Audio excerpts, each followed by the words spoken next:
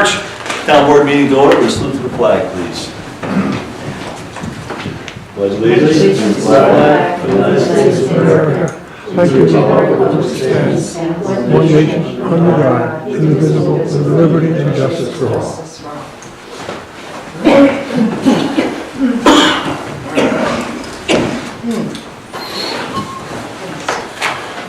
Okay, let's start this evening with the approval of our prior town board meeting minutes.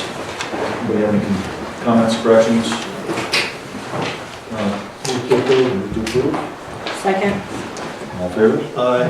Opposed? Carried. Okay, Mary, let's start with the clerk report, please. Okay.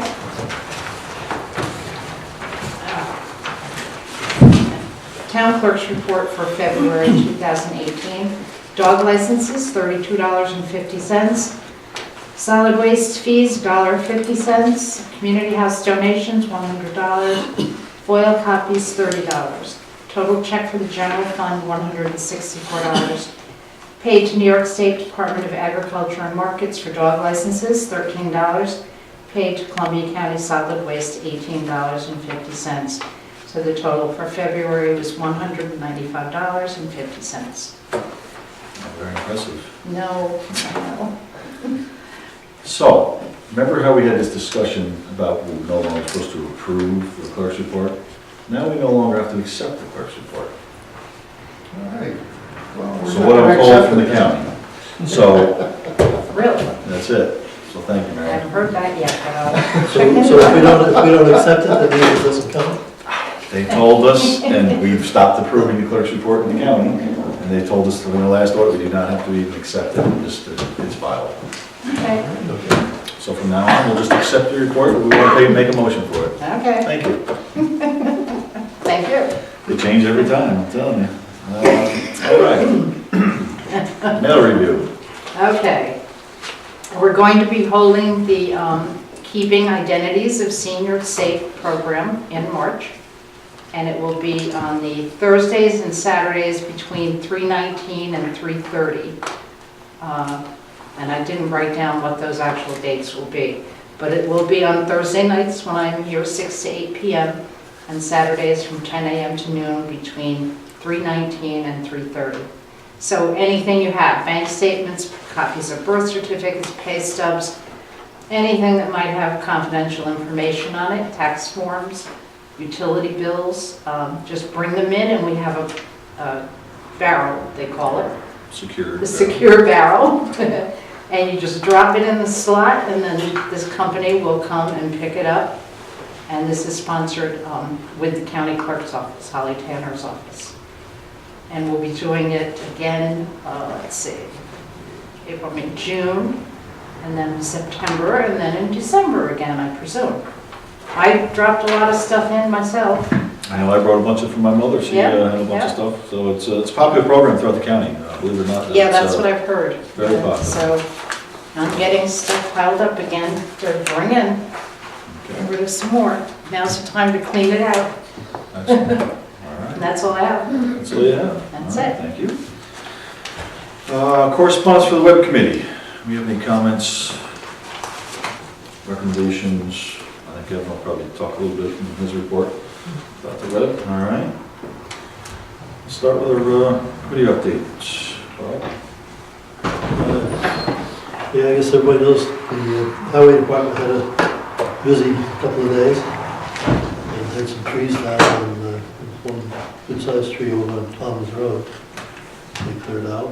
I don't know what else, probably quite a bit else. And they continue to do a good job. I'm happy with that. Noise ordinance, I think you've got that on the agenda for later, but I just, for the record, did speak with Andy, and he suggests we wait till May, because we should have the completed report, and we need to go over it some tonight, and we should have the completed ordinance before we set the public hearing. Mhm. Then, that's it. Okay. All right.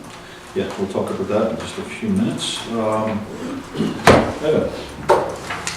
Yeah, so we started our first meeting of the website committee to look at how we improve it. I think it went fairly well.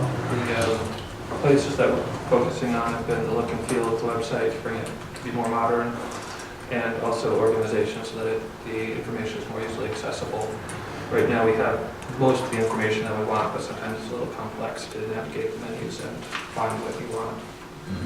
So it's off to a start, and we're doing an investigation of various areas to see what the proper solution would be. And we'll have more in the future. Okay. Is it something fairly simple that we're going to be able to handle to update, or is this something we're going to have to go outside to outsource? What we've talked about so far, I think is something that we can handle in-house fairly easily. We'll see if anything else grows out of that, and at some point we'll bring it to the board and make a decision as to what we go forward with. Good. All right. At some point, will there be a public meeting of the committee? Well, I think meetings are public if people want Okay. to attend. We're meeting the fourth Monday of the month at 7 o'clock here. And I'm sure that once we've got our proposal to a more concrete state, then we'll either have a broader meeting then, or maybe we'll present public here and get information one way or the other. Good. Excellent. All right. Well, I'm glad it's underway. Something we talked about for a while. It's been an issue that's been brought up, so I'm glad we're getting going. Thank you. Thank you for taking care of that. And I believe Chris, you're involved too. Yes. Good. Perfect. All right. Do you have anything? Yeah, I just wanted to mention quick, I know Bob brought up the storm and some trees that were down. There's probably a lot of cleanup, a lot of brush, etc. So I just wanted to mention that the Columbia County burn restriction does go into effect on the 16th of this month. So there's probably a lot of stuff that people want to clean up, so I wanted to put that out and let people know about it, remind them. Okay, it could very well be more after this Wednesday. Yeah, yeah. Unfortunately, there's another storm forecasted, so, all right. When is the burn end? It starts on the March 16th? Is that when the burn is? It starts on March 16th, and That was through June, wasn't it? it goes quite a ways, yeah. May, It's usually May, but I didn't know. yeah. Must be near the end of May. I don't have it on my calendar. I have been putting it on there as a reminder, but I don't have when it ends on my calendar, so. Okay, thank you, I'm Chris. sure But it's, it is on the county website, though. Oh, okay, If great. you go onto the county website. and we can also, maybe we should put a link to that on ours as well. Can we put that on our website just so people are more aware of it, maybe? Or me, or... Yeah, I'll locate it. Or at least I know link it it's, to the county website, we can do that, that way people can see. yeah, well, it's not right on the front of the county website. You gotta kind of dig a little bit for it, but I will find it and I'll let you know. Perfect, thank you. Yep. Okay, Dawn? The only thing, and I'm not sure, and I think Mary or Evan has posted it to the webpage, is that the date is set for the Easter egg hunt. It's on a Saturday afternoon, but I don't recall what the date is. Oh, So March 20. March 24th. that sounds right. 2. 2 to 3 or 3:30, something like that. So I would It's 2 to again 3. look at our town website. I know that the flyer is posted out there, and I will be putting it in the Register Star, the Columbia paper, on IMBY, anywhere else. On Bill Williams is always good about putting it on the radio too, so it should be, well publicized. It's not actually on the website yet. I did receive your email, but we had our power out until last Oh. night, so So- I haven't gotten to it yet. Soon. Okay. Do you get your power back then? Yeah, about 9 or 10 o'clock Sunday. Okay. So we'll move on to old business. The website committee, I don't know why I just didn't take that off there, but I just gave an update. We are meeting and working on this, so that's up and coming. Park Development Committee was, we talked about last month about volunteers interested in serving on the Park Development Committee. We have had some names come forward. We haven't got a full panel yet, but we will be making that appointment next month for that subcommittee as well, so we can start getting together, looking at the property, get some ideas on how we want to proceed. So if anybody is still interested, contact either Mary, me, myself, Bob. Of call the town hall, just let us know, and we'll see if we can't get you on the committee. I would just keep in mind too that the next round of grants for the Iroquois community is the deadline is May 1st. So when I say it's May 1st, the rules have gotten a little bit more complex. So I think if you email it, you have to have it in the day before so that they can confirm it on the 1st. So, you know, when that last week of April would be when we would want to send any kind of proposal in, and that's $10,000. Okay. Who is that with? The Iroquois community grants. And they've been generous to us in the past. Yeah, we will probably want to get some money from them, but probably not that one. Probably. Then the next Because round is it'll probably be mid or late April or early May before the grounds are dry enough, actually, because when we do get the committee together, the first thing we'll do, we'll talk about a little bit of the meeting probably on Saturday morning, and then go out and walk the grounds and look at it, and then come back. And Yeah, the next deadline is November. November, yeah, it's empty there. And with some of the things that we've outlined in the past, it's probably going to be a multi-year Right. activity. And I spoke to their grants coordinator either last year or the year before, and they are willing to fund something that's multi-phased. So that would work for us. Excellent. Yeah, very good. Dawn, is the grant like a minimum amount, or is it It's up to, up to? So, yeah. Okay, so something smaller is Something smaller, yes, acceptable? yes. Oh, okay, good, okay. When is it deadline again? May? it's May Okay. 1st roughly, and then November 1st. And there's some other things that will pop up over the course of the year that we can actually apply for too. Excellent. Okay, thank you. Okay, noise ordinance policy. Last month we had a pretty lengthy discussion on this. We got the preliminary work put together. We had a lot of details we went over. We have the new current version of the draft that I know everybody, I think everybody's read through. Bob's went through it page by page and marked up some small changes. So I think basically what we'll do is go through each page, go over the changes, look at these, and see what we can come up with. I know there's a question about I've had some questions about a few of the other details, so why don't we, like I said, go through each page and we'll address them as we go. I think it's the easiest as we go. Okay. Do you have a copy for us here? We don't have a copy yet because It it's still a wasn't on- draft and Yeah, okay, it wasn't Process. online. yeah, no, we haven't put it on the line yet because again, this is just a draft that we were working on. Okay. Yeah, sorry we don't have it available. And as I think Ray mentioned earlier, we're actually probably going to set the public hearing for May rather than April, because in talking with our attorney, that we should have, when we set the public hearing, we should have copies available for people to look at. So this is not necessarily a public hearing, we'll probably allow, minimal comments if somebody has some, but, it's basically, we're still trying to work it out for something to present to the public. So Bob, you're saying there's no final decision to be made for April, that'll be made at the May meeting, hopefully? That would be the correct, yes. And In the April meeting, we would set the public hearing for May. Gotcha. Okay, and we should, and by that time, with the changes that we are going to talk about tonight, should be incorporated in to the document, and then it would be available for the public to review.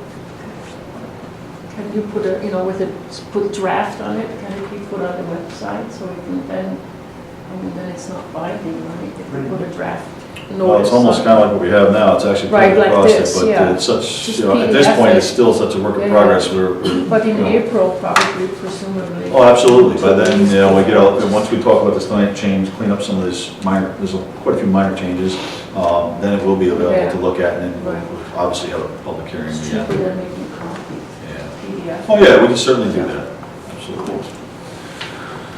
Okay, Bob, I think you I don't probably had have most any, changes. I don't have, well, I've got a few too, I don't have anything on page 1. Okay, did anybody have I didn't anything? print the early part of it, so I had a couple things on the definitions, but I guess we're probably not quite done yet. Well, the definitions start on page 1. The first one I had was the real property line, so that's probably not. Page. I did have Stop on page 2 for a minute, it's just a typo. But the A, B, C, D, E, the E got on the end of the line for D, and that should be down as another item that's a, you know, It's all minor housekeeping for some of this, but some of it. So, And I had a general comment on the definitions. I think we don't use all of the definitions that are in here in the actual proposed law. Once we have our final text, we should probably do a pass to the definition list and remove the ones that aren't used. okay, let's see. Real property lines at the bottom of page 3. Yeah, I was going to put a note here, definitions.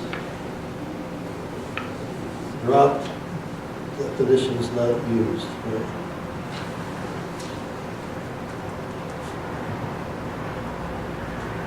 And I'm going to put a question mark on that. I'll ask George if there's, you know, if there's reason for keeping some of those in. You know, he may have them. Well, keep them. So are we looking at page 3 at the moment? we're still on, well, we're on 2. Oh, okay. Moving over to 3. Where was the one that, well, the real property line is on the bottom of 3, page 3. A line of record including its vertical extension that bounds a parcel of real property and separates one parcel of real property from another or from a street or any other public space, or the vertical and horizontal boundaries of a dwelling. That's the one that you want to do. Yeah. Right. I don't know. Right. I think we'd rather have landlords determine noise levels inside of apartment buildings rather than the town. Okay. Can you speak up? I'm just having Sure. a really hard time hearing everybody up there. So the definition for real property line is 2 parts. First part is like the boundaries of, you know, your street or between your neighbor. But then there's a second definition that includes the boundaries between units in an apartment building. And I was saying that I would like to drop that because we leave it up to the landlord to set what the rules are about noise in the building. So just drop So B. we're going to drop B. Drop it, this one. Move B. Just an observation, that links back to your, the previous comments about definitions. And I think definitions are really very critical in the language of the law, the way it's written for the ordinance. So in the review process, I think it would be helpful if the town lawyer reviewed that as well, to see whether or not those definitions are really important for further interpretation, should they be challenged by a landlord. What does this mean, quote unquote, becomes an issue. But if those definitions are clear, then there's no conversation to be had. Yeah, and we will have the town attorney review this. He already took a quick look at this one. Once we do what our changes that we'd like to do, we'll have him review it again. So that he'll, if there is something that needs to remain, he'll recommend that. Yeah, thank you. Okay, anything else on page 3 or 4? Looking at page 3, the L max and L min, I was just curious if that last sentence, it seemed a little confusing to me. Where at the very bottom? No, it's up near the center. Yep. For this study, the fast constant was used. So it's referencing a study and then past tense was. Fast or slow? So it's almost like it was taken from another. I think that fast constant, I'm not positive, but based on what George had told us last month, on the meter, you can set it fast or slow, or you know how much time you want to be involved. So I think that probably refers to that, but I'll make It may. I just see that the way it's put into the context, it doesn't make sense. So it was Well, we can certainly probably question that. extracted from another Let's location. put down the ask that question to see why it's worded that way. Right. And then we can check. I'll leave with that. Question. I know last month there was a lot of discussion about how we were going to measure the sound at the property lines. We're going to take ambient noise and allow a percentage over. I think the way we're looking at this now, in my opinion, the simplest and easiest way is to go with the set noise above or beyond whatever the noise limit we specify, instead of measuring the neighborhood and then amplifying and figuring out how much 10% more would be. So what in simple form, it comes down to anything over basically a conversation level at the property line will probably be over the limit. So we will have the meter to measure that, but at least that way gives everybody a simple way to say, okay, is that louder than we should be talking about a property line? Okay, there's a problem. And I think that's probably the easiest way for us to go about this. And that's kind of what this spells out now. I know that was a bunch of questions you had last month, but The conversational level is about 50 decibel levels on the A 60, scale. yeah. In an agricultural community, the noise level typically is about 30 to 35 decibels. So that's why the methodology becomes very important, particularly for an agricultural community. And that's typically what Clermont is. So to have another set of numbers really, in some ways, does Clermont as an agricultural community a disservice for this purpose. When I consider that if we set the level lower than a conversational level, then what we're saying is that someone can't have a conversation on their property, which seems like something that should be reasonable for someone to do anytime they want to. That's not accurate. The alternate method is the ambient measurement, and that could end up being a conversational level depending on the location. So you'd want to establish the ambient level and use that as the benchmark, and then increases over that become the violation. And typically it's about 5 decibel levels. So you could easily establish, when you do the measurement initially, the ambient level, which may or may not include conversation, and then mark off the violation after that. But again, It doesn't exclude if conversation. someone is not having a conversation at the time that the measurement is made, then they would be excluded from having a conversation there in the future if it got measured at, say, 30 decibels. And I don't see how that could ever be reasonable. But keep in mind that the ambient sound could take that into account depending on the time of the measurement. That's why the timing is also tied into that methodology. So People that's don't important. have conversations constantly, but they should have the right to have a conversation and walk their property whenever they want. And as long as they're not, shouting at each other, that should be acceptable. Bottom line is, I think we're better off with a set limit.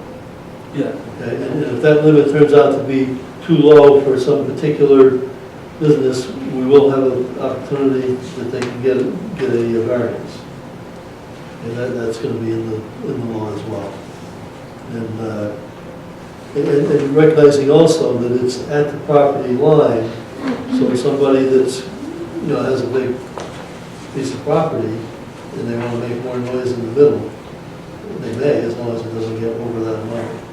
And basically, it isn't going to be tested or anything unless it's bothering some of the neighbors anyway. Right? Right, unless there's a complaint, obviously it would not be challenged or enforced. So if there's a complaint made, then we would have to go out and obviously investigate and take measurements. But, to go out and measure the neighborhood ahead of time and get the ambient noise level, it gets, I know what you're saying, I don't disagree, but it gets very confusing, ominous on the building inspector's going to be enforcing this to try to enforce something like that. And, typically take a lot more measurements. And expensive. Well, there's also money involved as well, so it's not going to be for free, so. And it would also be expensive for an applicant if they have to measure everyone else. The town is certainly free to choose whatever method they wish to.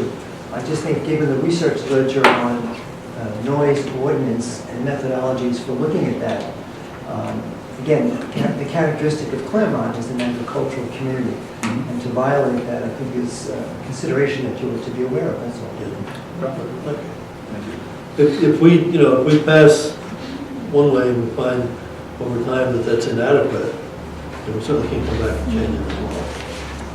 I think what we're trying to do is kind of get in between the real simple and, this is a fairly comprehensive law that's been written, in the opinion of our attorney, by the way, who's been involved in a lot of these.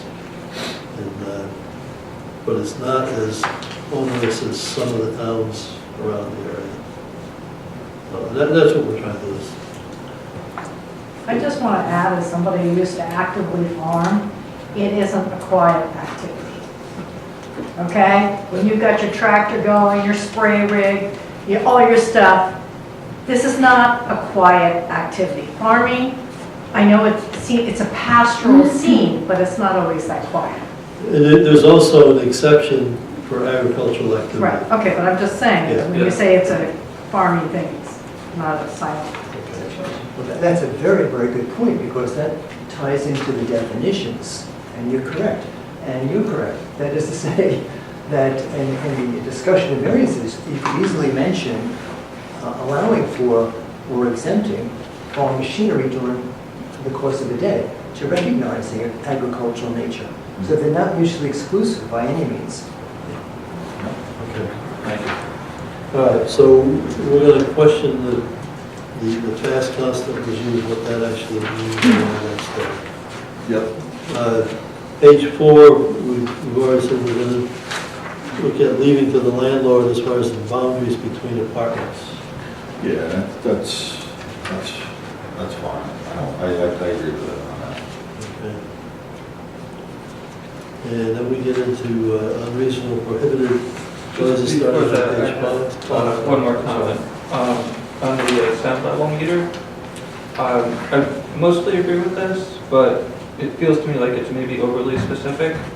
I think what we're looking for is that it complies with the ANSI standards, and rather than listing out everything that is currently contained in the ANSI standards, I would prefer to leave it open in case technology moves on and they come up with some other way of measuring sound that's as accurate. Complies with what?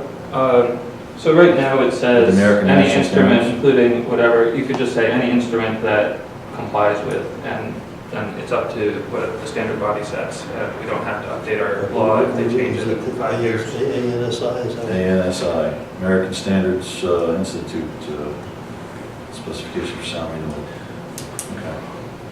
Basically, after any instrument you would exclude, all the way down Any to... instrument. That complies with it. Right, that complies with.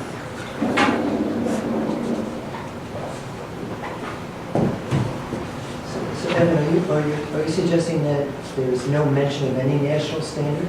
No, I'm saying the current definition is fairly lengthy and lists out a whole bunch of characteristics of current sound measuring equipment. That it has to have a microphone and an amplifier, and there's a couple others. I'm saying what we need is a sound measurement that complies with whatever the standard body is currently specifying for sound measurement. And if new technology comes around and they don't need, I don't know, the amplifier or whatever, for whatever reason, there's no reason we should force the building department to continue to use an older technology, and they should be able to use whatever the most recent standard certified technology is. So what it will say going forward, if you do Evans, include Evans edit, it will say any instrument, let me go back, and it says that sound level meter, any instrument which complies with standards established by the American National Standards Institute specifications for sound level meters. Now, as I reread this definition, it doesn't say that the instrument has to have a microphone. It says any instrument, including microphone, amplifier, or output meter. You know, there's various. It includes those things. It could include other things as well. The way I read that, maybe I'm not reading it quite right, but the way I read that was that the instrument had to have those characteristics. But, Yeah, I think it's appropriate either way. I mean, it covers it as long as it says any instrument which complies with American standards. I mean, I agree. You try to simplify this, I mean, I think that's fine. I'm going to put a note here to ask George, to, you know, it complies with ANSI. We want to consider future technology, and does this preclude it, or whatever? Yeah, again, you can put a question mark, does this have to have the specifications all listed out? If not, then we'll take it out. so that's a common thing that governments hit from time to time. Is you write a law, say it was on cars, and you don't account for the electric cars, and so they're not allowed on the road because they don't have an internal combustion engine, for example, or something like that. So it's better to just leave it open, and as technology progresses, it'll still be covered. All right. There's a whole list of unreasonable noise prohibited. I don't have any comments on that. I think there was a question you raised earlier before the meeting, Ray, about changing the time. Yeah, I questioned the time in there. as well. We kind of touched on that before about the timing. You know, it's broken down, days of the week are lower than the weekends, and it's different for the commercial. And I think we should, you know, really take a more, simpler approach to try to simplify this to maybe one set of times. And again, I didn't mind the times being there. I just thought that they were, in my opinion, mixed between the Friday and the Saturday. I thought the early morning, at least the way I read it, was 10 p.m. to 7 a.m. on Sunday through Thursday.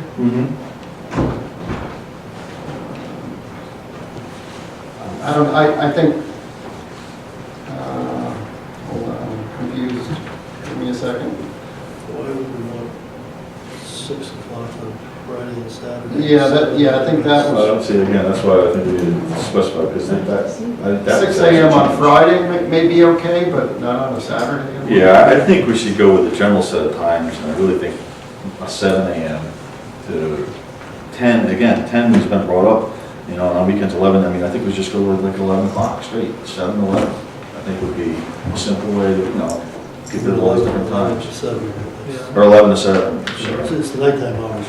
Correct. All right, so you want to take scratch the last part of that, 11 to 6, and make the 10 between the hours of 11 and 7 a.m. 11 to 7 a.m. 30 or... And even during the week, I think, you know. Yeah, but I would just leave it all. But that would be for E, F, and G at the same time. So 11 to 7. 11 p.m. to 7 a.m. Both of those. 11 to 7. Not all the time.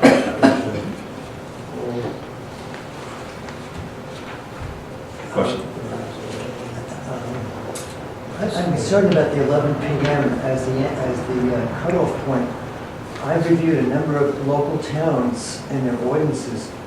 Nobody goes past 10 o'clock to define nighttime. It's 8 to 10, or 8 to 7, 7 to 10.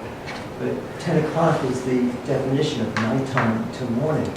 Nobody, no policy in any of the local communities or national policies typically have 10 o'clock, have 11 o'clock. That's very late. I I would think for suggest 10 weekends, o'clock. it would probably be more acceptable, like a Friday and Saturday evening. I don't really have a problem with 11. It seems You people know, are it's generally going to bed later. just discussion. It's like at 10:30. Well, we're looking at norms in other communities. You go to Red Hook, Rhinebeck, and Kingston, just to take 3 local communities, they all define 10 o'clock as the end of the day, 10 to 8. So for what reason would we go to 11 if you're not, I haven't heard anybody talk about the merits of going from 10 to 11 as being meritorious in this conversation. If that's the norm in a lot of communities, both locally and nationally, why would Clermont go to 11? And that's not good practice in terms of noise ordinances, would be my question. What are the merits? Well, I can speak to that. We can look into that, certainly see around. Would you like to make a comment? Yeah, I'll answer that. I own a wedding venue here in the town.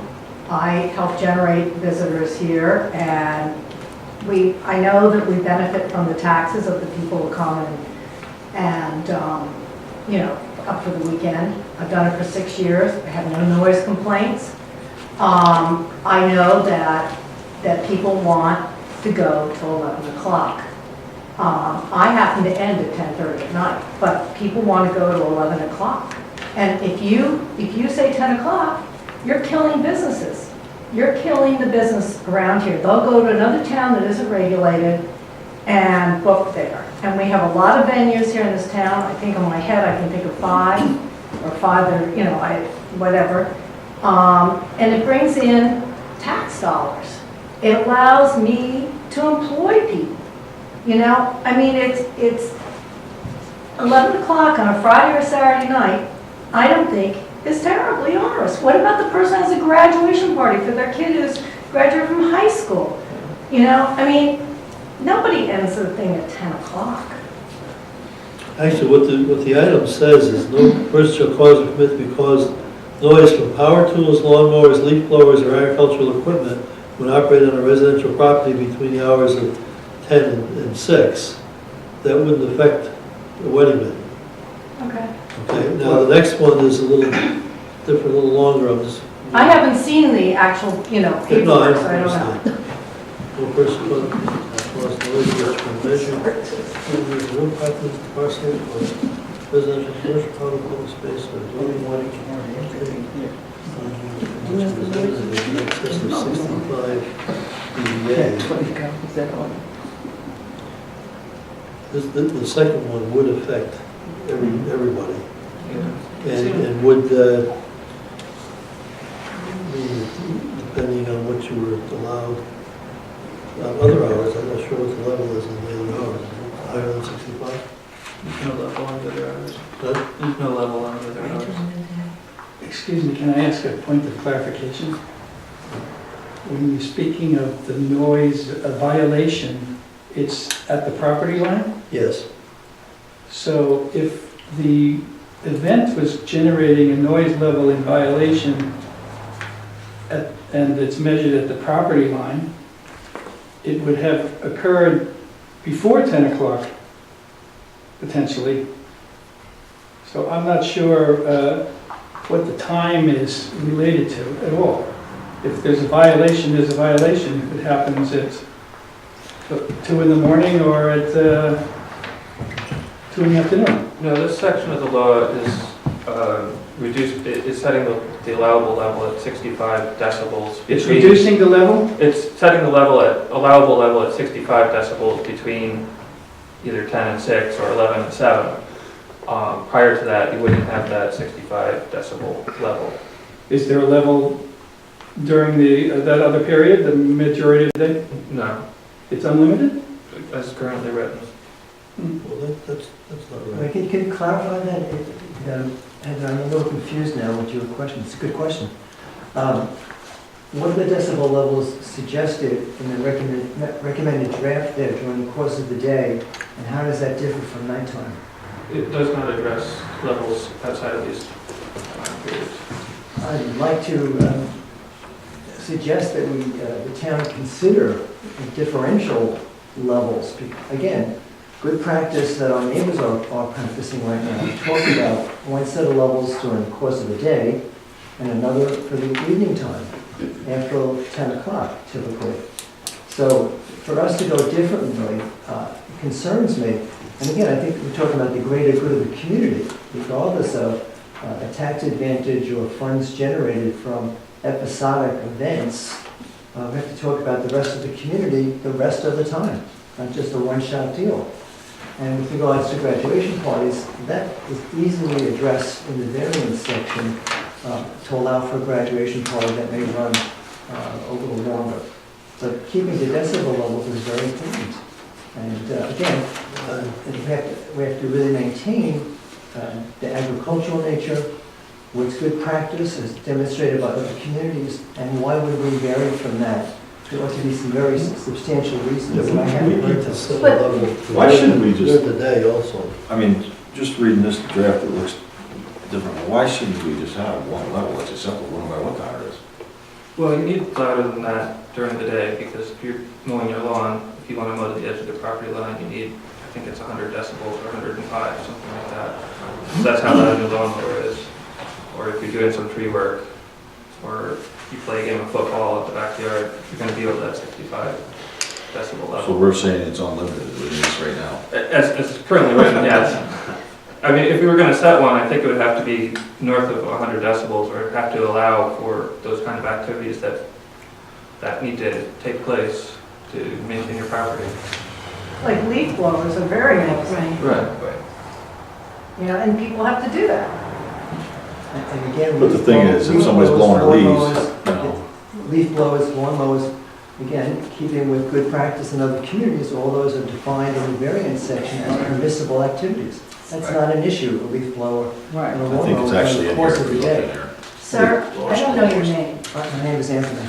Anthony, I don't know how you can say that Red Hook, Rhinebeck, and Kingston practice good practice. We don't know if they're good practice. That community, those communities are much larger than our communities. They have a lot different things happening like in Kingston. I mean, you've got malls, you've got all sorts of, you've got stadiums, you've got Dietz Stadium, you've got all this other stuff. We're a small town. Just because what they choose is good for them may not be good for us. Okay, I just want you to say, you can't just say, because it's Kingston, Red Hook, and Rhinebeck, that they know better or they're the standard. We're Clermont. That's all I want to say. And we're Clermont as a cultural community. I think those definitions are very, very important. What I'm gonna do is, I made a note here that we need levels during daytime activities. I'll discuss that with George. He's got a lot of experience with a lot of laws in various different towns. He wrote off of this for us, and I think we need to question him on that. Copies of If this. there's good reason why it should be unlimited during the day, then we should know what that is. If there's not good reason, then we should know what the level should be that we should set it at. That sound reasonable? That sounds reasonable. Yes. And again, the timing, I think we should clean this up a little bit with the times. You know, if we want to go back to separate times, if we want to do Friday and Saturdays later, like we, originally was set up, I don't have a problem with that. I just thought it'd be nice to generalize it as one time, but, Right. I don't disagree with doing Friday and Saturday, because that's when most of the events would be and parties would be. So if we want to keep that Right, 11 separate. o'clock on a Wednesday evening is different than on a Friday or Saturday, right? So if we wanted to do this, keep it separate, say 11 PM on Friday and Saturdays, to 7 AM, I still think 7 AM is a cleaner time. Right. 11 to 7, and the hours from Sunday through Thursday, 10 PM to 7 AM. And you can have George review those. He's gonna review all this. revisions. And this is again why we haven't passed these out, because we still have a lot of stuff we're changing, going through, and I don't want multiple copies floating around. I just really would like to clean it up before anybody really looks at it. And we're gonna have a couple months before we actually put the hearing together and have people. And so next one, we will get a copy of the... Next month, we'll have it presented as a copy, and then our public hearing will be the month Okay, after. great, thanks. So, you're welcome. So if we move over to, well, if anybody's got anything on page 6. Yeah, I had just on the unreasonable noise prohibited. One is a comment that I'm not sure if it would result in a change, but I think it would be worth looking into. The first bullet is targeted at dogs barking, but is written broadly to include other animals. And I'm wondering if maybe New York State already has a law that's relevant. Which page are you on? Could you now? read it to This us? is page 6, unreasonable noise prohibited, point A. Oh, you're looking at something different. We have copies. So you're talking about A? Yeah, I guess that, is that out of the? Oh, okay. No, page 5. Number A. Yeah, the unreasonable noise prohibited, point A. It's page 5. Okay. So the text of that is, no person who owns or has immediate control over an animal shall permit such animal to cause annoyance, alarm, or noise disturbance for more than 15 minutes at any time of the day or night by repeated barking, whining, screeching, howling, braying, or other like sounds which can be heard beyond the boundaries of such person's property. So I think we know that's all targeted at neighbor's barking dog, which can be super annoying. And how they care for their dog, their pet. Right. As far as farm animals, you can't control that. Farm animals are exempt. And there is an exemption for that. So basically what I'm wondering is, if you write a law and you have lots and lots of small sub-bullets to hit every single point, but it's already covered by New York State law, then you're giving yourself extra work. So I'm thinking if we could do a little research, maybe we'd find that there's already some law that covers this. It goes town by town, Evan. There's no... I know there are some statewide laws concerning dogs. I don't know the details, so I'm just saying I'd like to research that. I've had a discussion with Desiree in the past, and I don't believe there is anything. Okay. So maybe this is. Unless something has appropriate, changed, I mean, last Yeah. time I spoke with her about that was maybe a couple of years ago, so maybe something has changed since, but at the time, there was nothing. Okay. Right. Yeah, I think we would just touch base with her and see if there's I will check on something. that, because we have a dog ordinance, I think it's called. We do. All right, we'll look into that and see if it's something that can be addressed. And then move on to, This, the next one I had was we have a separate bullet, B, which is specific to peddlers or vendors, not allowing to shout, yell, or cry. I don't really see that we have a particular need for that. It seems like it would be covered by our general restrictions. And we don't really have vendors in Clermont anyways, but why do we need a particular bullet just for vendors? Rather, you know, we have a decibel limit at the property line and just leave it at You that. never know.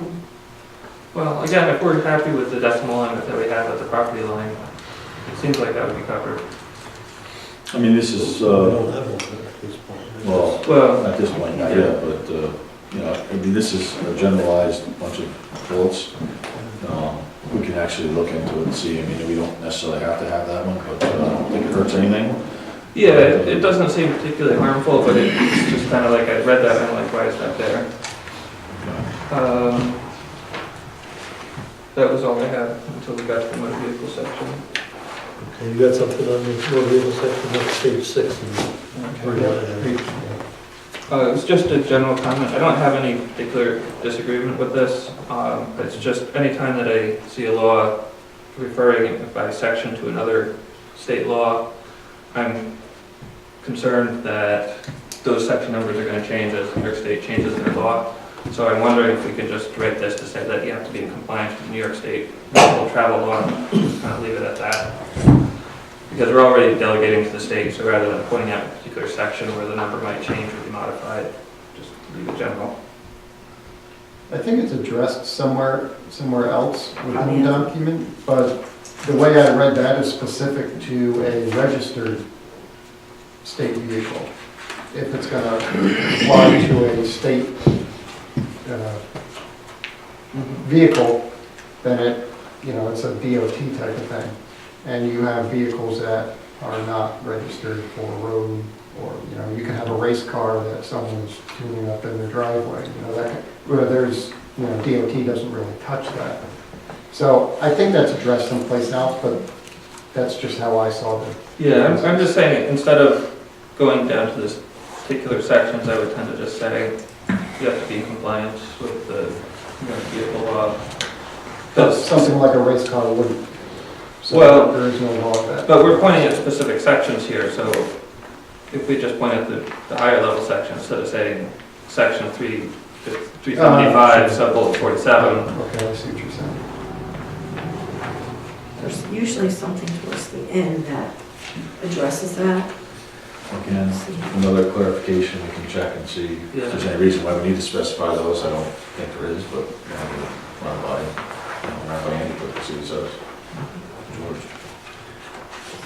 All right, on page 7, I had one down on item J, noise from emergency generators used during power outage,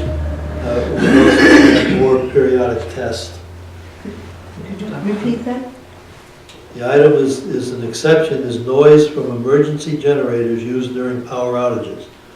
Those emergency generators are often set up to have a periodic test that runs for about 15 minutes every week or every month or something. And I think we should include that in there as an exception also. I agree. And my understanding is most of the ones that are automatic that way don't make much noise anyway, but, we can still put that as an exception. I had a couple other comments on the exceptions. We have some exceptions that are designed to give the town an out, and I feel like we should be as much under the law as the rest of the residents are. So there's a bullet for noise from a public service facility. I'm not sure exactly what that is, but if that's just referring to Is that a utility?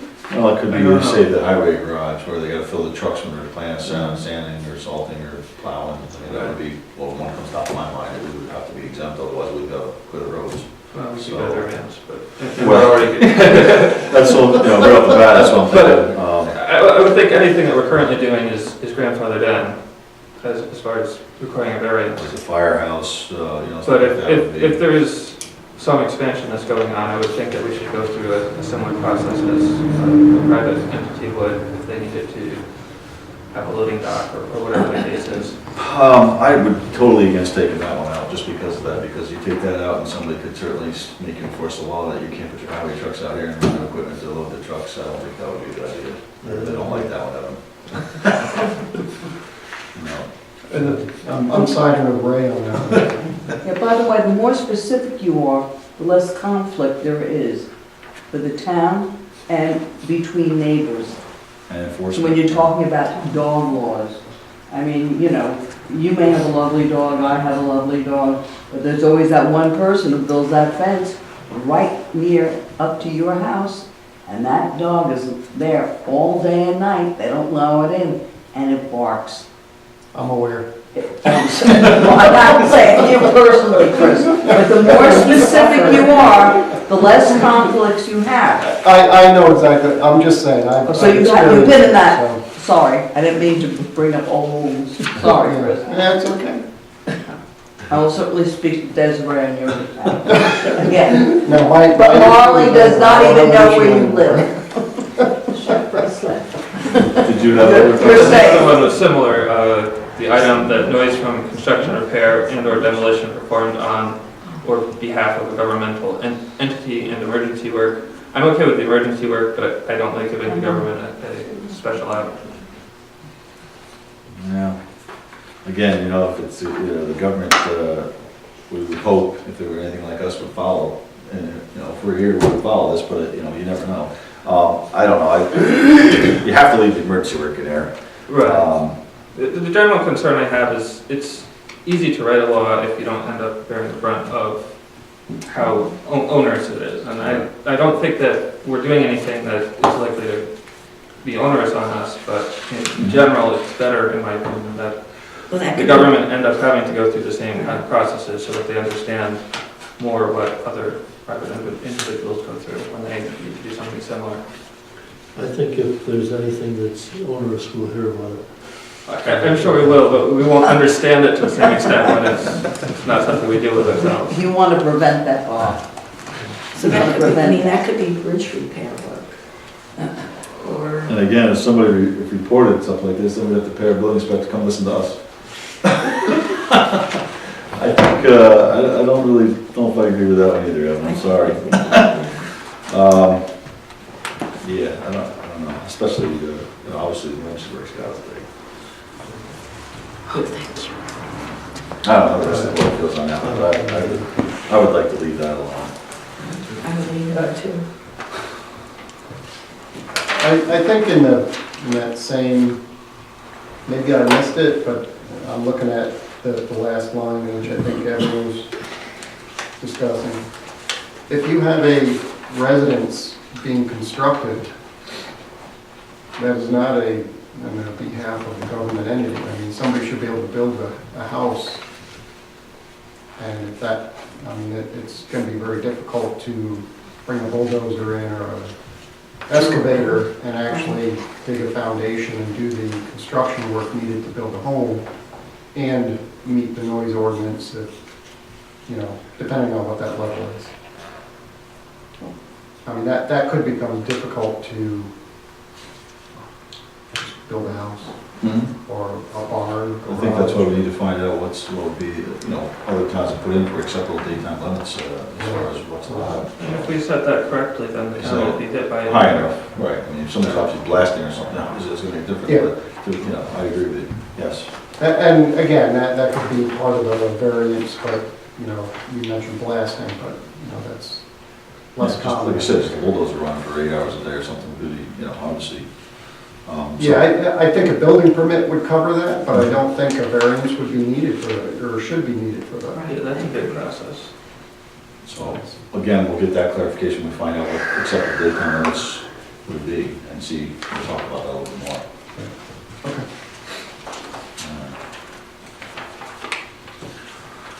All right, anything on page 8? Enforcement, administration.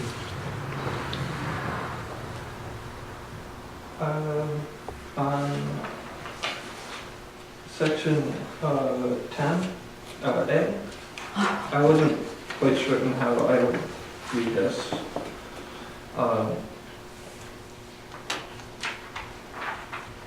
So it's saying, I'll just read it and then try to say why I didn't understand. A measurement of any sound or noise shall be made with a sound level meter using the A-weighted scale and slow response, except for sounds or noises which occur in single or multiple bursts with a duration of less than 1 second. For such sounds or noises, fast response shall be used. The sound level measurement shall be made not nearer to the sound source than the closest property line of the parcel into which the noise is generated. Now that I read this. So you're not supposed to be taking more any closer than a property line. Yeah. I think when I read it, I was a little confused about when you use the fast or slow, and I must have missed a word, because that Spells it out. spells it out pretty well, actually. So Okay. I'll take that comment back. So if we move on to page 9, C, third or subsequent conviction, maybe you find not less than $2,500. I think there should be a max in there also, as there is in the first and second convictions. So I'm not sure what we want it to be. Yeah. I'm not sure how I feel about 2,500 as the minimum. Could you repeat, could you talk louder, Bob? Yeah, there's a section in here on penalties. And the first conviction is a fine of not less than $50 and not more than $250. Second conviction is not less than $250 or more than $500. Okay, so we're allowing the fact that somebody, and again, some of this is, loud music noise at wedding venues is, please aware, and people can, something can be made a mistake, somebody complains. We don't want to penalize something to put people out of business by their first offense if they made a mistake. But once they're told and they do it again, then there's a little more. But a third is kind of a continuing thing. And there's been some suggestions that some of those businesses are very lucrative and they just pay the fine and keep on going. So we'll make it a little more onerous. But I think there should be a maximum of that. The third or subsequent conviction is a fine of not less than $2,500, and there's no maximum. If a person has gone that far, then then the person will be taken to court, Bob. I mean. Well, that's what they are taking to court. That's how you get the fine. Yeah, but don't put a limit on it. Don't put a limit on it. If someone even has a wild kid, supposing the parents aren't home and they have a kid, and so everybody says, okay, control your kid, right, who's blasting the music, and this can happen. Yeah. We forgive you once, right? Yeah. But then it happens again. Yeah. And then, again, so who takes responsibility? Well, the higher the fine, the more responsibility those that have responsibility will take. Don't put a limit. You're saying, leave it to the Leave it- judge. So it could be $1 million. Yeah, leave it to the judge. The judge knows the Go community. to court. I think it should be Or by imprisonment for a period of not to exceed 15 days. That comes after the 2,500. So let me read the full line, as it reads now. Upon a third subsequent conviction by a fine not less than 2,500, or by imprisonment for a period not to exceed 15 days, or both, such fine and imprisonment. I mean, that leaves it open to $1 million fine. I don't think that's. The amount of time you're gonna spend in jail. I don't think we have a right to do that. Well, that casino guy. We have the right to impose money. I think you need a limit, I do. I mean. It just makes it clear. I mean, if there Yeah, it was makes it clear. say the judge wanted to put a $10,000 fine on, they're gonna say, where does it say you can do that? Well, it doesn't say it doesn't, but it's a gray area. I think you could put up to a max, and now I don't disagree with that either. It makes it clear. 10,000. And Well, if the violation is of a continuing nature, each day during which it occurs shall constitute an additional separate and distinct offense. So, But you actually have in there that the person will spend some time in jail. That's not valid. That'll be thrown out by any court. That's ridiculous. No, That's- it does that's- happen. That's the legal language, we didn't make that up. Oh, that does happen. That's reflected in all local communities as well as part of the Really? penalty. Yeah. Is there any discussion by the board on what you think the So again, maximum it goes back fine to should the be? issue of. And there's one more additional. Definitions. I would say at least 10 double o'clock is very the important. minimum. Well, Okay, okay, it's not to exceed $5,000? Well, I said, yeah, I think it should be at least double. If you're going to set a What maximum. happened to our, Maybe it's gone out of bounds. what happened to our sentence that said that they could also lose the permit or have to go? that's Civility. Yeah, but, and not everything is permitted, so I think we want to probably keep those separate. I did have a question We can about make a month. when, is there like a statute of limitations or something? I mean, it's one thing if it's complaint in January, February, and then April, that's kind of continuing, but if someone got an offense in 2018, 2019, and then it's 2025, is that their third offense? I thought it was specified within a 24-month period. I don't see that I didn't now, see but I it thought here, that was but- in there. That, something like that makes sense to me. And it could have been in the previous version that I read, and maybe it's not in this one. But I thought I had read someplace that it was a 24-month period.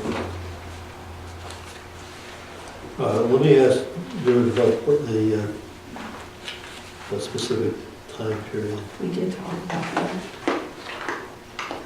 Be in the previous version.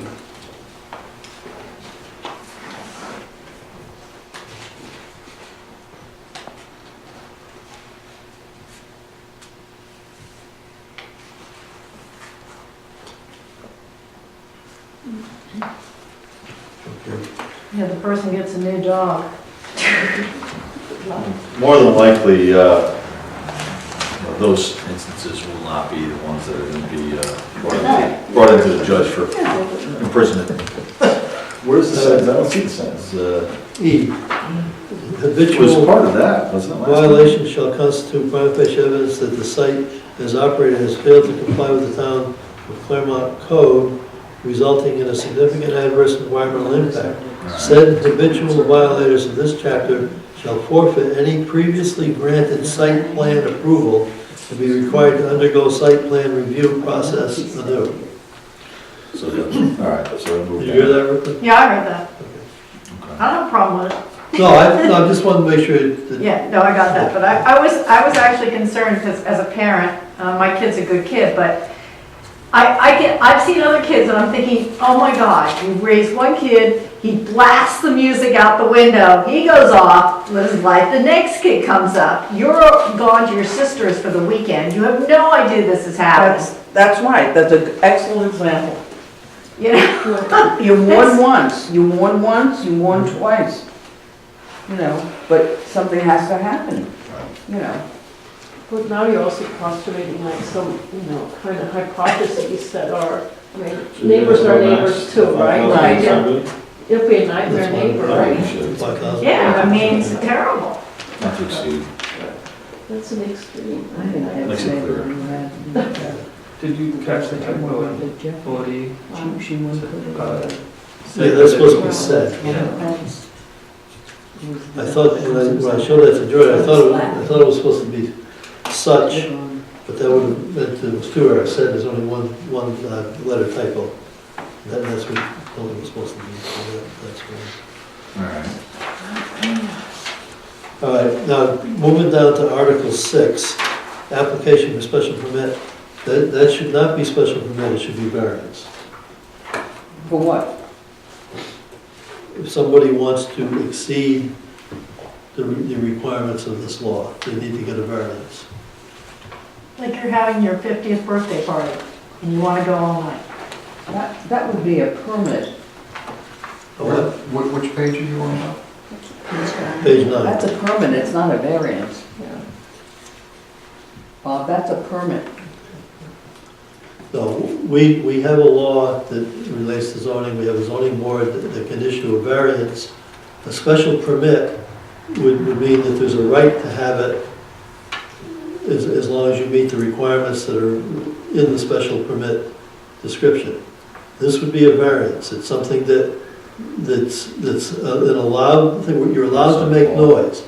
You want to make more noise than you're allowed, we'll give you a variance. Just like if you want to have your building closer to the property line, you get a variance to move it closer, you don't get a permit. I know, what concerns me, a variance can go on for a very long period of time, whereas a permit is usually for a specific That's a different amount kind of of time. permit, that's not a special permit goes on forever, and it goes with the property, not just to the person.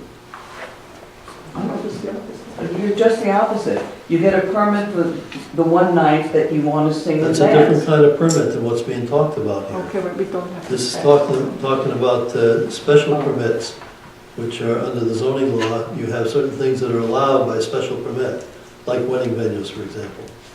Oh. And that way, I did talk to George on that, and he agreed that, actually, Andy agreed also today. Okay. All right. So anywhere in there talks about. I think it's a special special permit, permit, we, change it to a variance. Yeah. George didn't make those changes because I'd rather have to make a couple changes that I had. Right. Wanted to wait till we had input from everybody and then try to get it all done at once. And then it will go back to Andy again to review. Now, the other thing that Andy did, and I think board members know, but he's left the bulk of this as a separate law, but the where it says special permit, he was putting that into the zoning law. And when I told him, I asked him if the variance would be the same, he wants to keep it as two laws rather than one.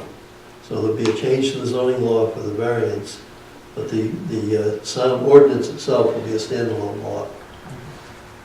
Okay, and he said that yes, even if it's a variance, it would go into the zoning law separately. So what he had sent out to us, and I don't know if you, Mary, I think sent that out. And it was two local laws. And he will take that to county planning also, they have to review, but he's not gonna do that until we get the rest of our changes in. Right. Okay. I have one question for the variance, which maybe you could bring up with George when you meet with him. I'd be curious what his thought is as to the general average financial cost it would take for someone to apply for a variance, because there's certain measurements that have to be made and things of that nature.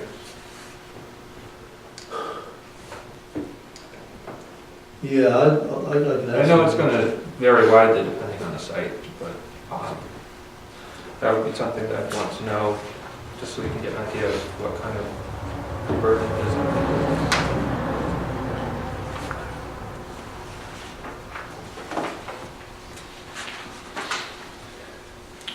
All right, you're gonna ask him that as well? Yeah, cost for applicant to measure.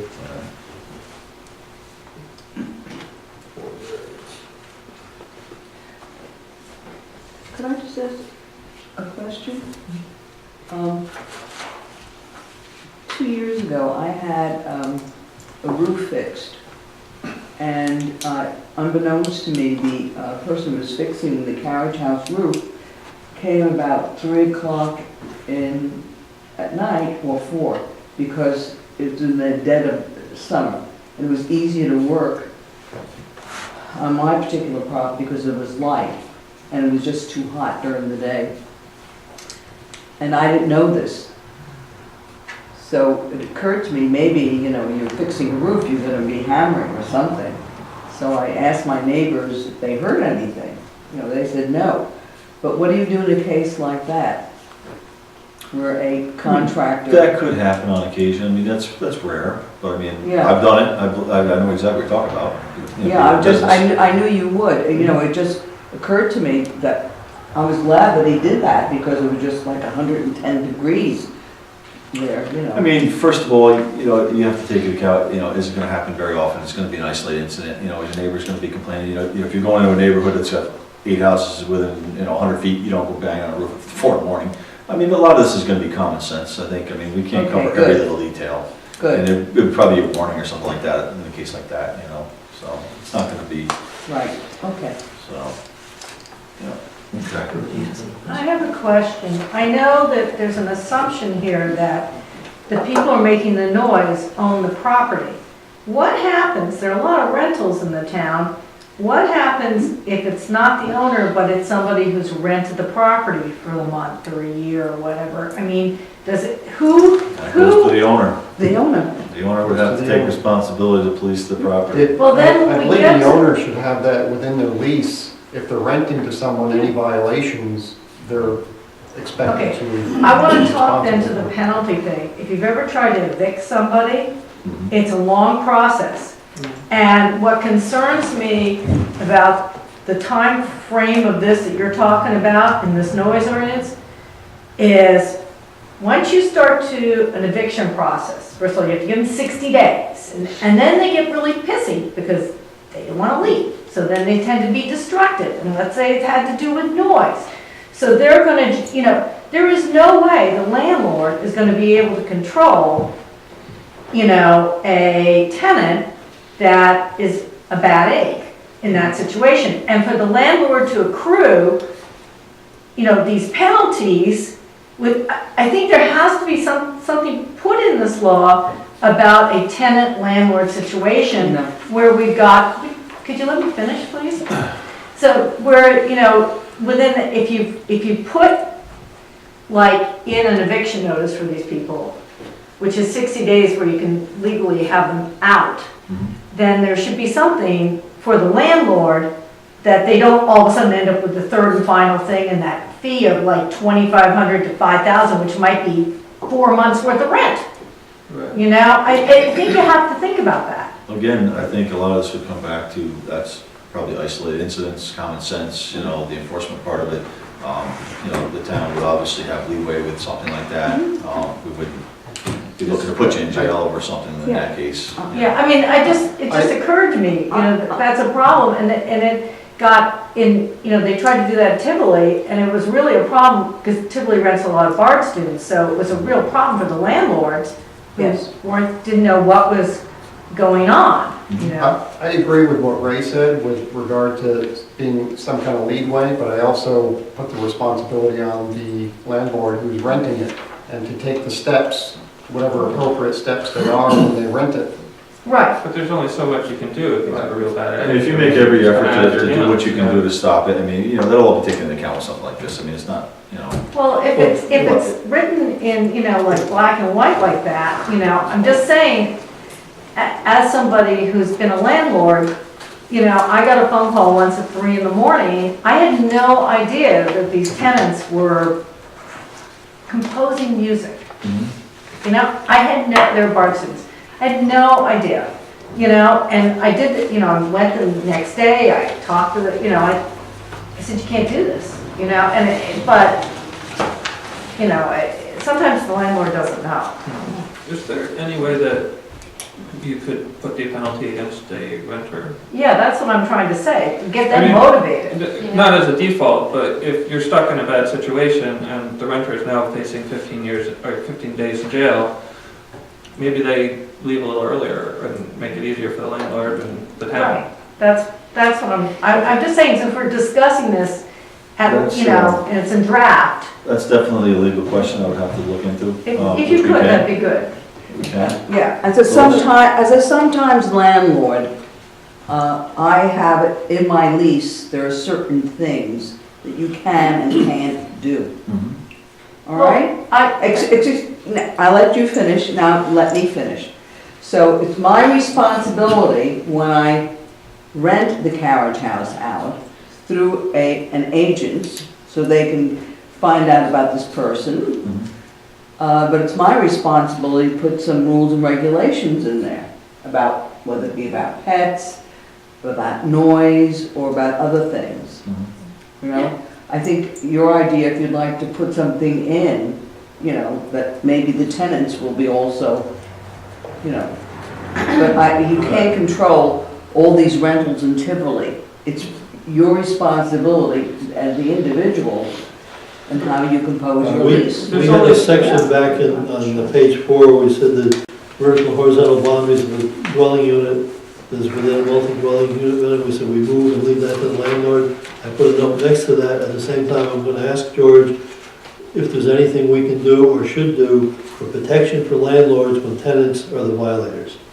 Thank you. That's good That would be good, and that's an addition. Yes. And also, I know of some people in Tivoli who rent out places who have also called the police. Right. And the people in the house are given the summons or whatever the police do. But I certainly can understand both points, and, you know, if you have somebody that you're in the process of evicting, it takes you 6 months and they just keep racking up, I mean, I understand that point as well, so I think Bob will get the answer to that. Good. See if we can put Good it together. suggestion. Thank you. Yes. That's all. Okay, So we're over to, noise control on 10, 9. That was 9. Right? Yeah, that was the variance. Right, 10 kind of goes, is all part of the variance process, and that'll have to be gone through to reflect the Switch it. variance as opposed to a special permit. And on number 13, for me, please, could you check on that where it says the decision of the zoning board is transmitted to the town clerk, who will advise the applicant of such decision. I don't do that. Where is That's the that? secretary's duty Here. on number 13. Decision shall be, so that is the secretary of the zone, not the town It's clerk. kind of, yeah, it's kind of vague. I mean, Decision shall be transmitted to the town clerk, she don't want that in there. No, the secretary would do that and advise the applicant of such decision by transmitting a copy Okay. of the special permit application to the applicant. So give her the clerk. That's not actually accurate either, but Not town clerk. a copy of the decision and the conditions, if any, that would be appropriate. So the zoning board secretary is Yeah. taking care of that. Okay. It's a little bit mixed up between what Are the you town looking board's at- doing and the zoning board. You have your copy? I'm gonna go over it with him, because I'm making all In the the paragraph below that, there was a typo, that it was the copy I had, get back for review and said, error with an L. You're looking at the one that Andy did, right? I think it's the latest, but. Well, I know in the local law, I there was not. mentioned that to Andy on the phone today, because I was looking at it, it was right in George's, but Okay. Andy had a little trouble, he had to retype some of it, so the typo, and actually while I was talking, he said, yeah, he just saw it, he had it on the screen. while I was talking. Yeah, people make. But we'll look for that again. Which one was that? Keep up. At the zoning board's discretion. There was just an L there, so it looks like it's fixed. Okay, good. All right,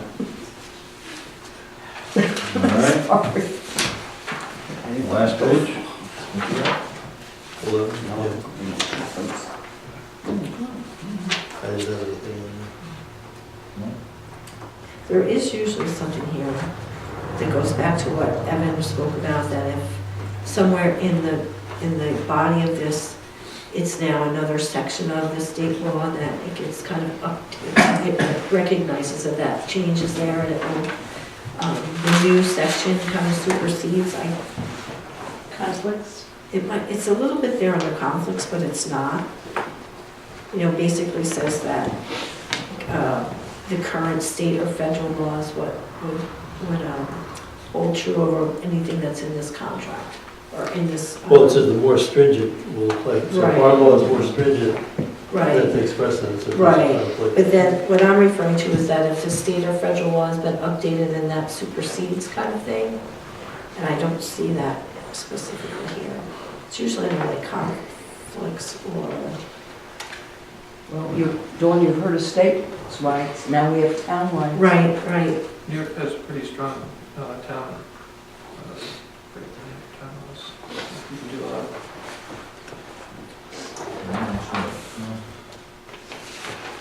All right, I think that's All right. it. So, this is, like I said, the prime reason why we didn't want to hand these out. We don't want multiple copies floating around. We just made dozens of changes.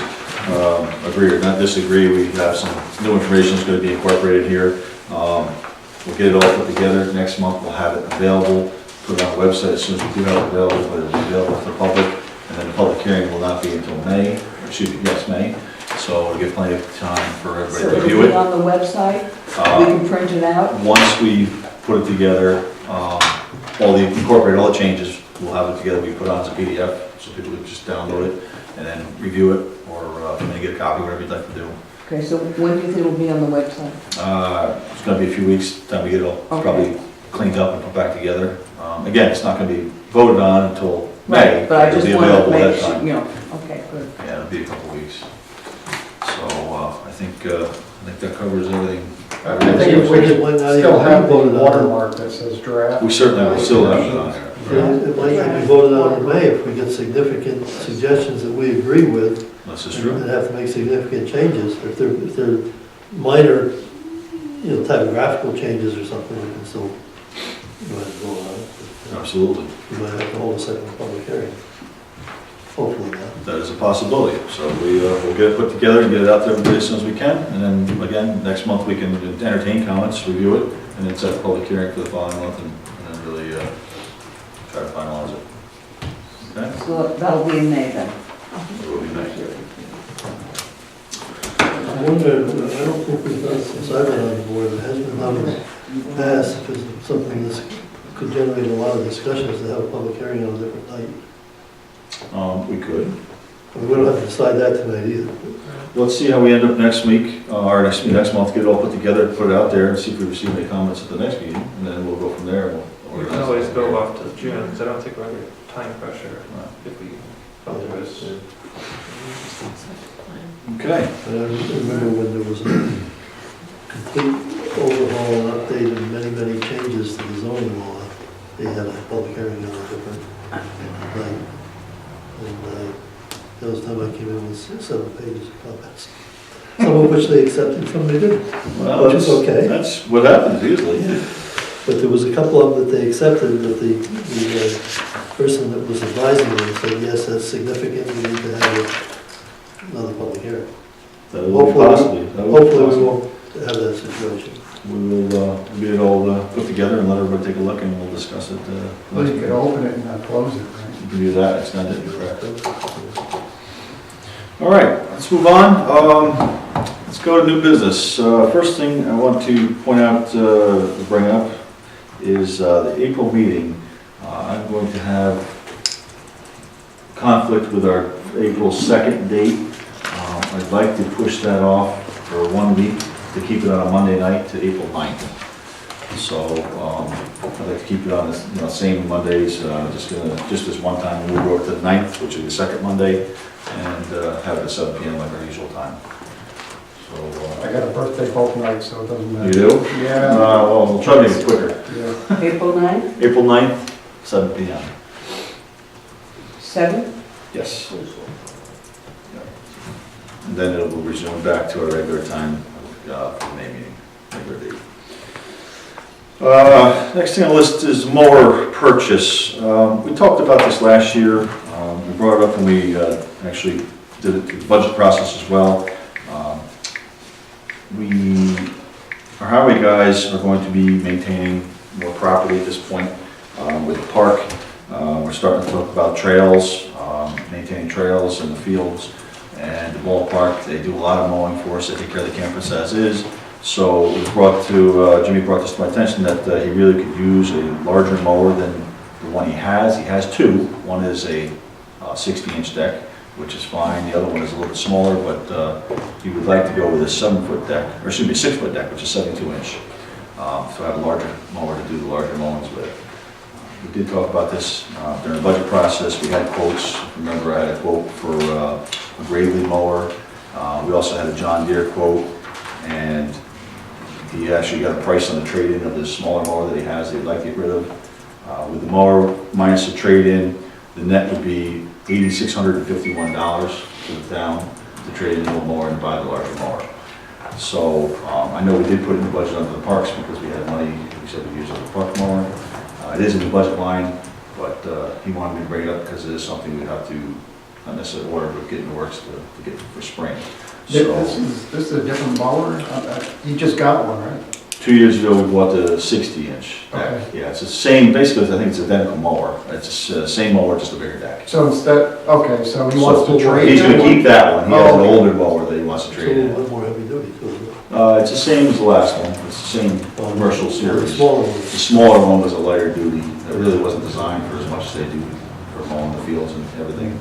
So that's why he would like to trade that in to get the larger mower. How much does that cost? The total price, well, it's $9,931 minus a trade. Trade was like $1,280 for the old mower that we're trading in. So minus that out, that's $86.51 is what we have to come up with. So I personally being in the trade, I reviewed this, I looked at the other mower I was looking at. This is the better value, the better deal, a cheaper price. I certainly have no problem with that. It is expensive for a mower, but if we're expecting them to take care of our grounds and do everything they do, they need the equipment to do it. So No, under $10,000, we just need two quotes. written quotes we do have. Okay. So again, it's up for discussion, but we do have it in the budget line of the parks line. We have $13,500 budgeted. We threw the $8,500 in there, plus we left $5,000 for other stuff if we needed. So it is in the budget. So if we want to proceed, to be paid out of the parks line. So I just want to bring up the discussion and see if there's any comments on it. If not, entertain a motion to pass purchasing the mower So out of the parks line, 7110.41, for the net price of $8,651 from Keel Equipment. I'll second. Second, any discussion? Further comment? All in is that favor? price still, That was the price that was, yes. The price went up last September or something. We got the quote after that, so it's the same price now. and the trade-in is still gonna be the same? Yeah, because they haven't really done anything yet since we started doing it, so. If not, a lot of that price. All in favor? Opposed? Carried. Okay, just a couple updates I didn't put on. Sales tax revenue. We received our fourth quarter sales tax payment. If you look at the deposits on the back page, it looks much nicer than last month. Last month we had hardly anything. This month we had $201,498. We received the tax money from the tax collector for the year, and we received our fourth quarter sales tax check, which was $95,406. Ending up the year, I didn't actually finish up the percentage, but we had a total sales tax of $371,324 for the year. Our budget was $320,000, so we had $51,000 over budget on our sales tax revenue line, which is phenomenal. If anybody's been reading the papers, the county was 6, 7, 8% over the sales tax collection, which is why we received quite a bit more than we budgeted. So for us, it worked out very well. We did increase this year's budget that we're working on a little bit to resemble the extra revenue that we're receiving, but we still left a little cushion in case things do drop. We should still have enough budget to cover our revenues. So we ended up putting, like I said, $51,324 extra in that line, which was for both highway and general. We budgeted last year roughly $62,000 out of fund balance, so that almost offset what we had planned on taking out of fund balance, which was. So did we still take some out, or We did not. Did not spend it all? We did not, because we also had an increase in our mortgage tax. We received a total of $50,600 in mortgage tax. We only budgeted $40,000, so there was another $10,600 additional revenue in mortgage tax which came in. So all said and done, we actually put a few dollars into the fund balance because we didn't spend every dollar out of our working budget as well. So that's great news. Anytime we can go a year and not touch what we have to predict out of fund balance is great. So that helps us. We do have a downtick in the revenues. It keeps us from having to raise taxes, which we haven't had to do in 8, 9 years. So everything looks good. Revenues are still high. I just checked last week with the revenues from the county. Sales tax is still up a little bit, starting out the year.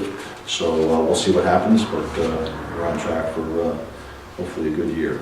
Everything looks good, the spending's up, so we'll see what happens. As long as people continue to spend locally, it certainly helps the county, certainly helps the towns. So it makes it. What about the county? How are they doing? Are they gonna still raise taxes? Why would you ask me that? Probably. Not on my vote. No, I don't know.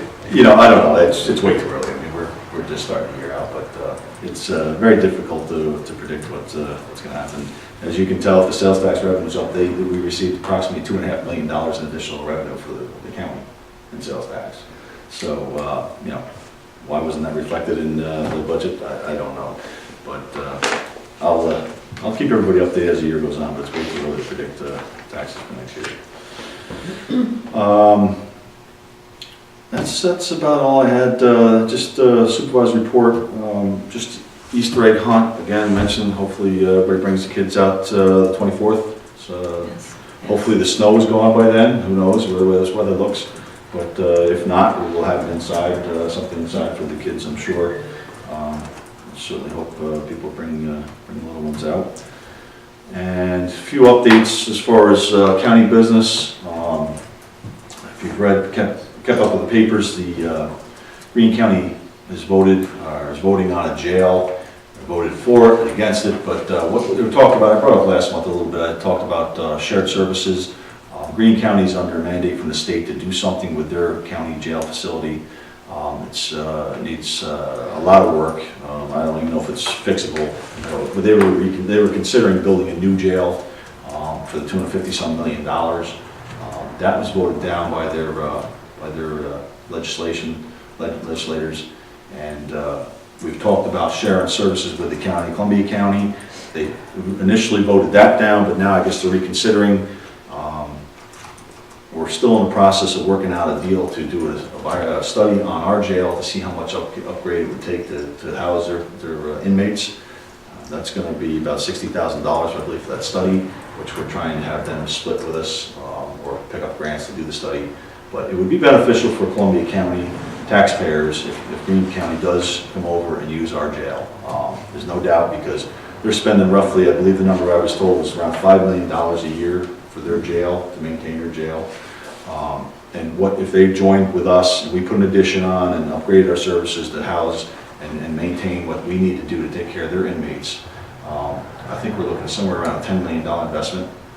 But working out a deal with them to pay us back, I forget exactly, we haven't had the exact numbers yet, but somewhere around between $2 and $3 million a year is what they would be paying Columbia County. Time you go 3, 4, 5 years, it's paid back for all our upgrades, and they're going to maintain paying us that amount because they're saving money instead of paying $5 million a year, and then we'd be actually making money off of that. So if they're paying you that much money, you still have expenses to take care of those inmates, right? So what's the net? Those numbers are still being worked out. Okay. But like I said, it take 4 or 5 years for us to actually get our money back, but then we're going to actually be profiting from them. So it's a win-win actually for both, and And also provide some more jobs. And it would, Columbia County jobs, although I would assume they'd probably bring their corrections officer over, but it is more jobs, more county money. It's a good thing. It's a shared service initiative. The governor's been pushing that forever, and I think it's a win-win for both counties. Will you dump some money into help them? There's been talk about that as well, but again, it's early in the stages. They just agreed again to look into it again. They originally shot down, they had it going, and they shot it down, and they pushed it back on the table. So it's an ongoing discussion, which I don't have a lot of details on, but everything we've been told would be favorable for Columbia County residents, so it's good news. I think that's about it. I know the solid waste department has been having a lot of issues with the recycling costs, and we've been dealing with that in the county.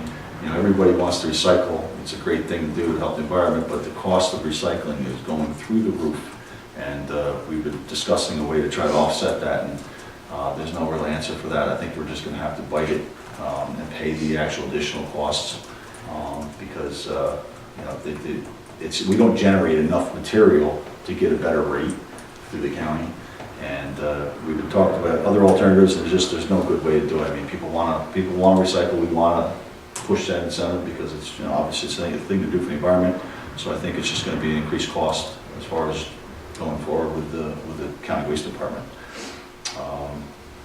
That's about it. We bought some new vehicles for the highway department, a couple new trucks, and normal business. So if anybody has any questions on anything going on in the county, please bring it up to me. I'll certainly get an answer for you if I don't have it, and I'd be glad to talk to you about it.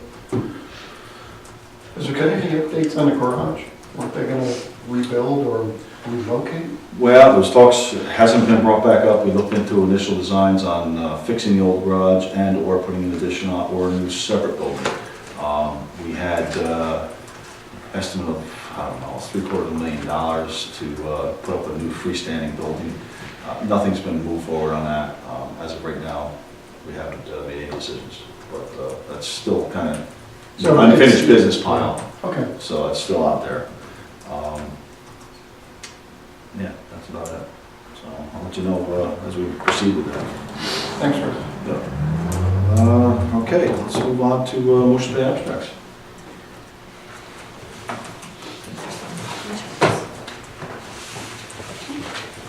Make a motion that we pay general abstract number 3A, vouchers 55 through 88, in the amount of $5,564.08. Second. All in favor? Aye. Opposed? Carried. I have prepaid abstract number 3, vouchers number 52 through 54, in the amount of $403.02. Second. All in favor? Aye. Opposed? Carried.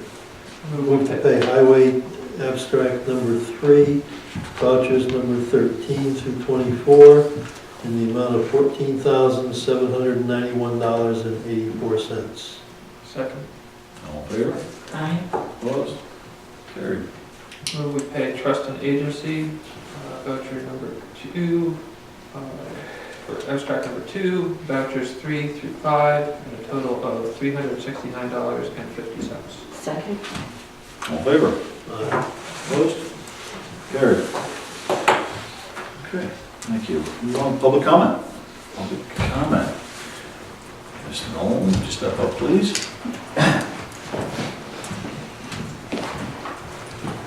How's everybody this evening? We're doing good. How you doing? I'm doing fine, thank you.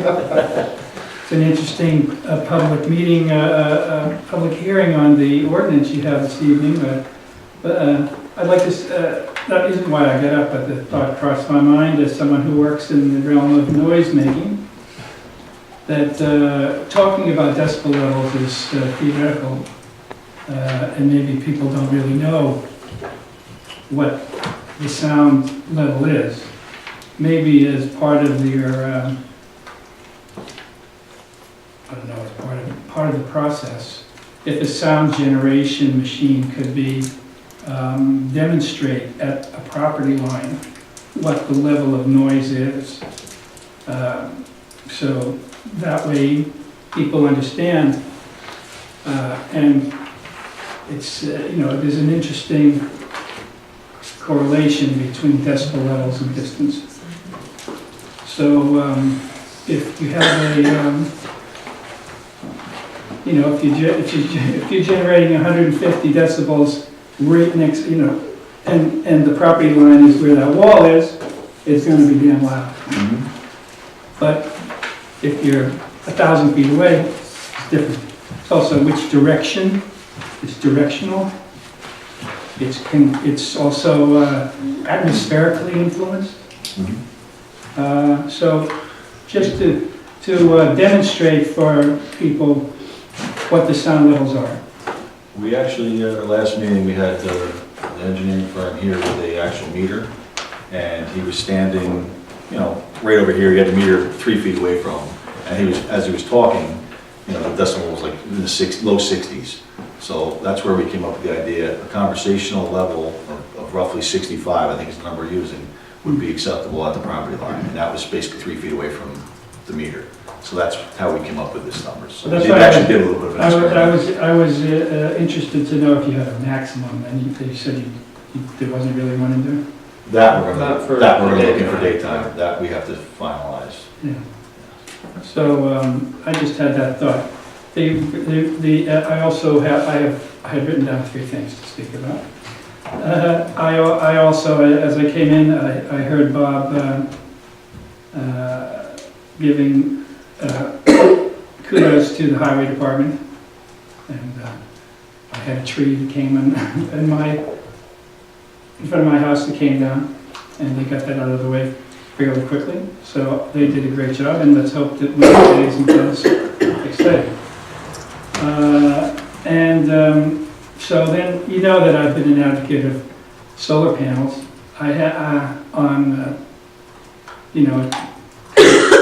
Obviously, it's not something that's universally supported, but there are certain advantages to it. And I happened to pass. I was on, I think, I'm not exactly sure where I was when I passed it, but I think I was on County Route 10.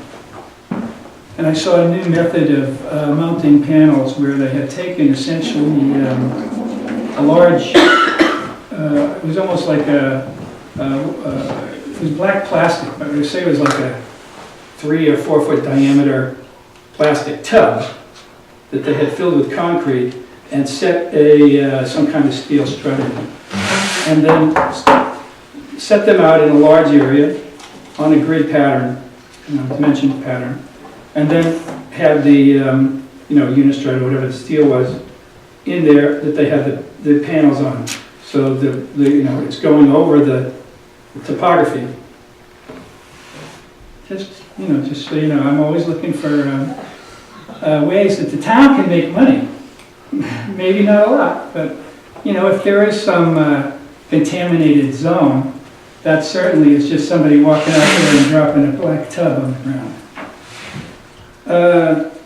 Another thing I wanted to... We took care of all our contaminated land. Well, you did, but you don't, how long is that taking you to do? And how much, Too long. yeah. So, there were other approaches that could have been taken that would, but, c'est la vie. There are other parts of the town that maybe people want to think about.